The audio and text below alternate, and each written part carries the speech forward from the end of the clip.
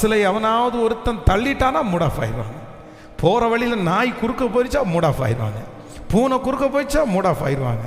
சட்டை கசங்கிருச்சா mood of ஆயிடுவாங்க. எல்லாத்துக்குமே சிலருக்கும் மூட் ஆஃபுக்கும் அப்படியே நெருக்கமான உறவு இருந்துகிட்டே இருக்குது.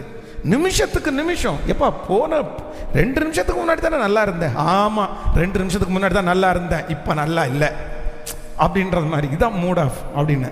சிலருடைய மூட் ஆஃப் பார்த்த உடனே தெரியும். இந்த டம்ளரை தூக்கி வைப்பாங்க பாருங்களேன், ஒரு சத்தமாக அப்படியே டொப்புன்னு அப்படியே தெரியும், நீ இவன் என்ன இடத்துல இருக்கான், ஸோ மூட் ஆஃபில் இருக்கிறான்.